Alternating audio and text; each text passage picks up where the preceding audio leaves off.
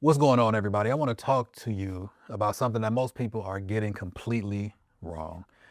And I'm not talking about the people who don't care about relationships. I'm talking about people who actually do.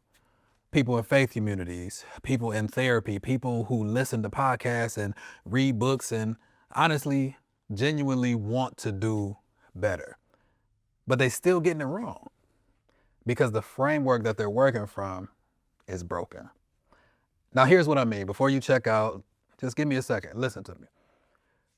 Culture has been having gender conversations for about the last decade. And there's basically, when I look at it, there's basically about two camps. Camp one says men should lead, women should follow. That's biblical order. End of discussion. Now, then there's camp two that says camp one, that's patriarchy, that's oppression, and women don't need men to lead anything. And any talk of order is just religious control dressed up in scripture. And we ain't trying to hear none of that. Now, here's the problem. Both of those camps are producing broken relationships because both of those camps are still getting it wrong. Tonight, I want to offer you a third framework, not liberal, not conservative, not progressive, not traditional, something a little more dangerous than all of those. The truth. Welcome to Better Every Day. My name is Kory Miles, and tonight we're talking about the CEO and the COO. Let's get into it. Let me start with a question. Have you ever been in an organization where, let's just say, you felt that nobody knew who was responsible for what, right? Maybe you worked somewhere, something like that, where two people are both trying to make the same decision, where nobody will commit to a direction because they're not really sure if it's actually their call or not, where things that need to happen don't happen because everyone assumes someone else is going to do it, or I'll let them handle that. What does that feel like? Chaotic, frustrating, and possibly exhausting, right? Now, if you've ever been in a relationship like that, you can kind of understand what that feels like too. Where two people are both trying to lead, or worse, nobody's leading at all, and decisions begin to stall, and resentment begins to build, and you're not really quite sure who's responsible for what, so nothing gets resolved cleanly. Most relationship dysfunction is not emotional at its root, it's structural. Now, let me say that again. Most relationship and relational dysfunction is not primarily emotional, it's structural. The chaos you feel in relationship is downstream from a structural problem, which is a clarity problem, a roles problem. And that solution is not more feelings conversation, but it's structural clarity. And that's what I want to give to you tonight. And that's what our discussion is tonight. Now, before I go further, I need to address the room because I know some of you have heard roles and immediately tensed up. You heard the man leads and you thought of every woman who was silenced because of that kind of language, or even knowing women who have been harmed emotionally from that sort of situation. Every woman who was told their opinion didn't matter, or to shut up and be quiet, and or who stayed in the bad relationship because she was told that submission and staying were synonymous. I hear you. I hear you. I hear you. I'm not here to dismiss that, but what I am going to ask you to do is stay with me for a little bit, because what I'm about to say is not that. It's not that at all.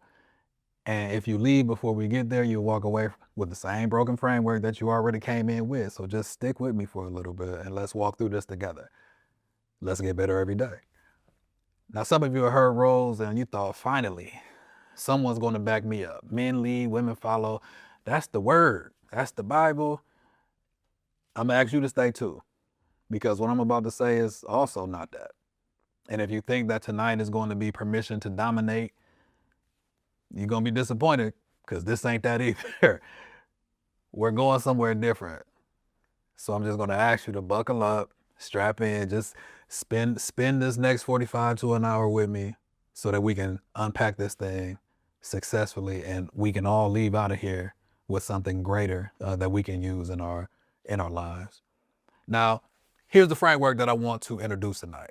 I call it the COO and the CEO. Now, think about it for a second. In a well-run organization, the CEO and the COO, they have distinct but complementary roles.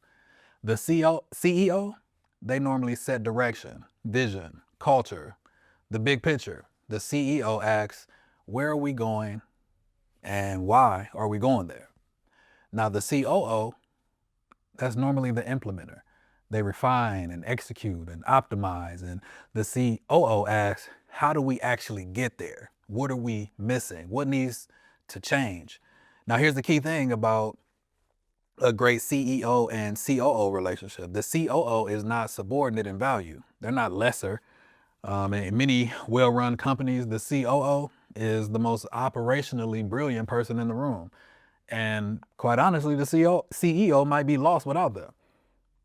But they have different lanes, different primary responsibilities.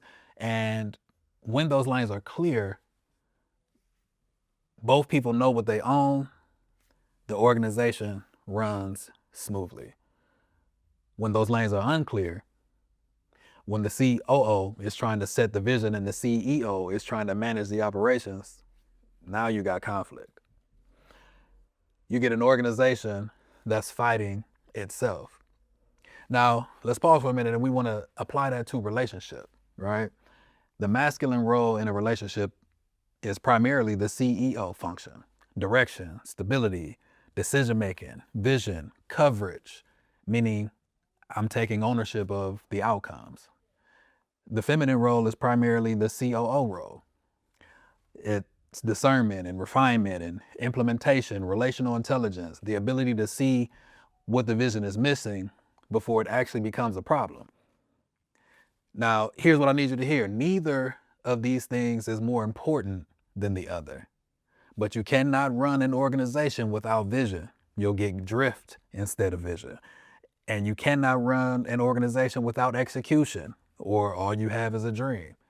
A great CEO who dismisses their COO will make a catastrophic decision because they don't have the insight that they need, A great COO who undermines the CEO will create organizational chaos because the structure has been destabilized. There's no balance. Both failure modes are real. Both are very, very costly, and both show up in relationships every single day. Now, I'm gonna take a moment and I'm gonna be very, very transparent here.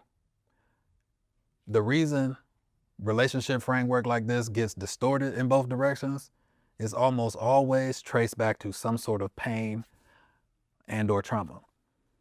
Men who dominate use leadership as a weapon, who silence women with scripture, who refuse to be controlled with authority, or who refuse to listen. Those men are almost always leading from a wound. They're afraid, insecure, and control is what insecurity looks like when it gets religious language attached to it. Women, on the other hand, who resist, who won't allow leadership, who interpret every attempt of direction as a threat, who build hyper independence as survival strategy, those women are most of the times responding from something that happened to them, and something very real that happened to them. They've experienced something that happens when you trust someone in authority and that authority was abused. So I'm not here to shame either side. I'm not here to do any of that. I'm here to say that the wound is real, but the wound cannot be the framework. You can't lead from the wound. You cannot build healthy relationship from a reaction to pain. You have to build it on design. And the design, when it's working, looks like a CEO and a COO that actually trust each other, who actually are doing the work to work together to make the thing do the thing. Now, let me talk to the men for a second. If you want to lead, right? And I mean, actually lead. I'm not just talking about claiming the title. There's some things required of you that most men, let's just be frank, guys, we're not doing. And the first is vision, right? And I'm talking about real vision, not I want to be rich someday. I'm talking about actual direction. Where's the relationship going? What does relationship with me look like? What are we building? What does our family look like in 5 years? What values are non-negotiable? If you can't answer those questions with clarity and confidence, you're not leading. You're occupying a seat. The second is presence, emotional steadiness, physical and mental availability. Because you see, leadership isn't just about showing up when things are easy. It's about remaining steady when those things are hard and being the person who doesn't fall apart when the pressure comes, because trust me when I say the pressure is coming. The third is decision. You have to actually make the calls timely, with clarity, and then own them, including when they're wrong, because it may not have been your doing, but it's still your responsibility. Now, here's what I want to say about that. A man who makes a decision and it turns out to be wrong, but owns it, learns from it, and adjusts, is better than a leader who never makes a decision because they're afraid to be wrong. If you're never wrong, you never have the opportunity to learn to be right. And indecision is not humility. Indecision is silence. And those two aren't the same thing. Now, the fourth one is standards. You define what is acceptable in the environment you're not responsible for, not through control, but through clarity. And that fifth one is responsibility. You own the outcomes, not just the intentions, not I meant well, but investigating what happened and what am I about to do about this? Because excuses erode authority every time. Now, here's some green flag language. This is the language of a man who actually desires to lead and wants to do the work of leadership. Here's the direction I believe that we should take. I've thought this through. Let me walk you through it. I want your input. I'm going to make the final call, but I want to hear your thoughts. Now, red flag language is the opposite of that. I don't know. What do you think we should do? Said chronically by a man who never has an answer is bad. Let's just see what happens. Also, you don't want to do that. I didn't want to upset you. And see, that last one is especially dangerous because it sounds like sensitivity, but what it actually is a man who has outsourced leadership to someone else's emotional comfort. And that's never good. I lead based off of how you feel. That's not leadership. Now, ladies, I want to talk to you for a second, because the feminine role in this framework is not passive, it's not silent, and it's also not lesser than. The CEO of a great organization is one of the most powerful people in the building. They see everything. They catch what the visionary misses, they refine the rough idea into something that can actually be executed. They're the reason the thing works. But there's a failure mode on that side too. And we want to talk about that here. Because when a woman doesn't feel safe, when she doesn't trust the leader, she will try to control outcomes. Now, before you check out on me, listen, because I want to say this as clearly as I can. That response is understandable. It's rational. If you've been hurt by someone who claimed authority and used it badly, of course you're going to naturally try to protect yourself. But here's a hard truth. Control disrupts the very thing that you need. If what you need is a safe environment, and it is, and the way a safe environment gets built is through clear, functioning leadership, then control prevents the safety that you're even seeking in the first place. A healthy expression of feminine strength in this framework looks like discernment without the attempt at hijacking, raising a concern without overthrowing or trying to take over direction, influencing without manipulation, trusting patterns, not just moments. Now, some green flag language for this sounds like this. Help me understand your direction. I'm willing to follow. I just need some clarity. I trust you, but walk me through this. Not blind trust, earned trust. pattern-based trust, the willingness to give leadership the space to actually function. That's what a healthy situation looks like. Now I want to zoom out for a second because I know that was a lot, and I know, I get it. But everything I said tonight applies beyond romantic relationships. This framework, the CEO and the COO, is a relational intelligence model. And relational intelligence applies everywhere. You see, in your organization, who sets the vision? Who executes? Are those roles clear? Are you watching your leadership team fight for control because nobody defined the lanes in the first place? In your faith community, who carries the covering? Who refines and implements? Is there true clarity there? Or is there actually competition? In your own internal world, the CEO and the COO dynamic exists inside of you. The part of you that sets the vision and the part of you that actually has to execute it. Now, you see, when those two are in conflict, your vision is enormous and your discipline is absent. You feel it. You feel it inside, and it's an eternal alignment problem. Now, the reason I'm introducing you to this tonight in season 1 of Better Every Day is because I believe that this is the foundational conversation. You see, you get relational structure right in your personal life, in your organization, in your own psychology, and almost everything else becomes clearer. You get relational structure wrong, it doesn't matter how much you know, how talented you are, how strong-willed you are, I can power through anything, or how many courses you take.